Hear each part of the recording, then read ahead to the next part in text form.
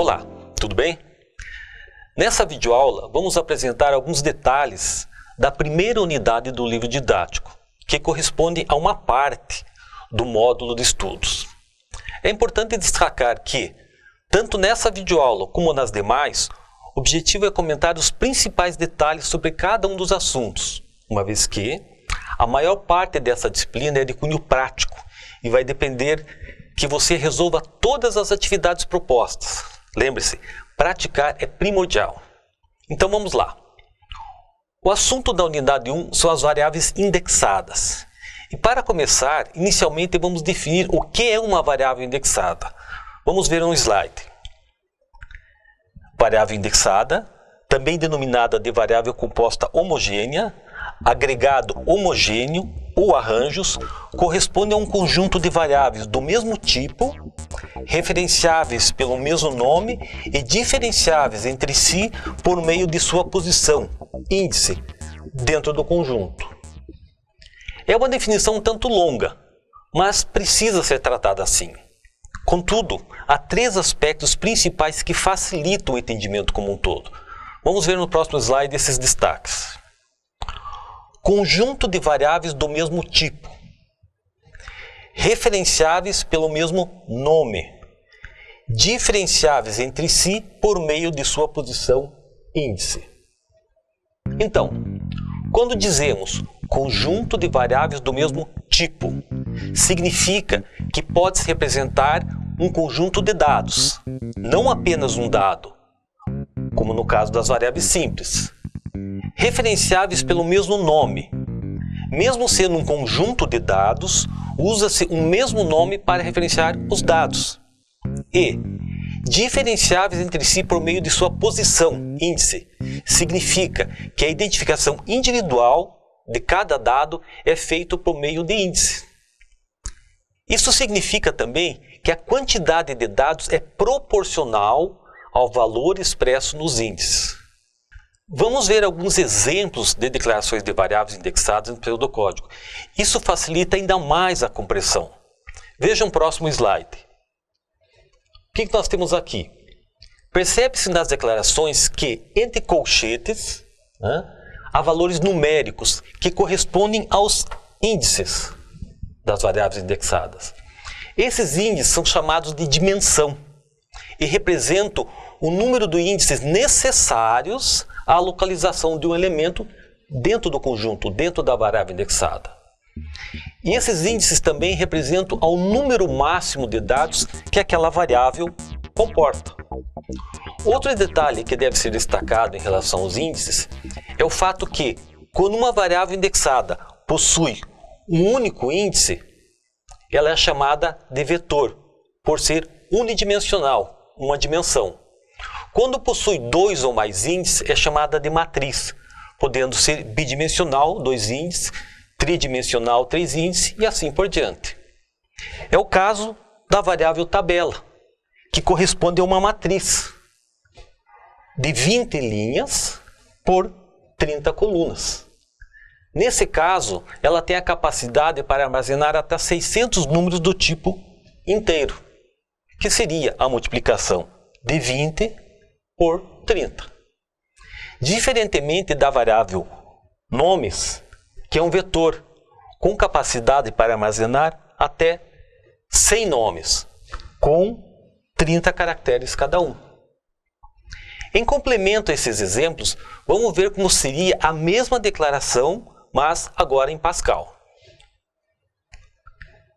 Observa-se novamente, como já ocorreu em diversos outros comandos, que as palavras reservadas foram apenas traduzidas para o inglês, reforçando aquela ideia de que a nossa sintaxe, eu digo a sintaxe que nós adotamos na disciplina, é similar à do Pascal.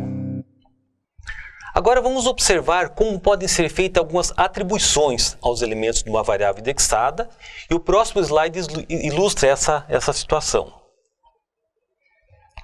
Observem aqui, no primeiro exemplo, nomes, D3, recebe uma string, Marília. Significa que o nome Marília foi armazenada como terceiro elemento da variável nomes. Isso significa também que outros nomes podem ser armazenados em outras posições do conjunto. Lembrando, a declaração naquele exemplo era de 100. Reforçando a ideia de um conjunto de dados.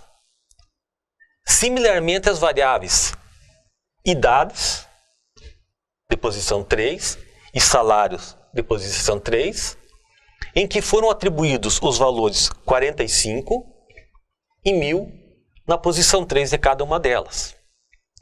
Outro detalhe a ser observado é o fato que deve ser respeitado o tipo de dado correspondente a cada variável, conforme especificado na declaração e conforme os dados a serem atribuídos.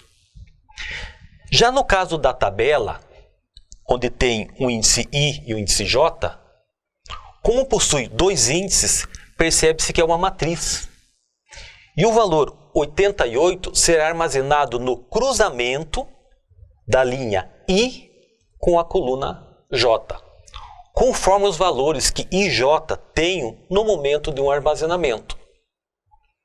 Outro detalhe que pode ser destacado nesse exemplo é o fato de que os índices podem ser representados tanto por constantes, sejam elas numéricas, ou sejam constantes pré-definidas, e também por variáveis. Porém, os valores dos índices sempre devem ser do tipo inteiro. Então, lembrando, os valores dos índices sempre devem ser do tipo inteiro. Agora vamos analisar um outro slide. De leitura e escrita. Então, nesse slide estão ilustradas as instruções primitivas de leitura e escrita, que em nada diferem das utilizadas em variáveis simples. O detalhe está somente na forma de representar a variável indexada, onde o programador vai preocupar-se com a especificação dos índices das variáveis e não com o detalhe da variável em si. Agora vamos observar um algoritmo completo, com detalhes sobre a leitura e escrita de uma variável indexada. Nesse exemplo, há detalhes interessantes para fixar a forma de como trabalhar com variáveis indexadas. Inicialmente, na declaração das variáveis, pode-se observar que além da declaração da variável indexada em si, há uma variável do tipo inteiro I, que logo abaixo pode-se ver que a finalidade dela é servir de variável auxiliar para a estrutura de repetição e também a variável que controla os índices da variável indexada.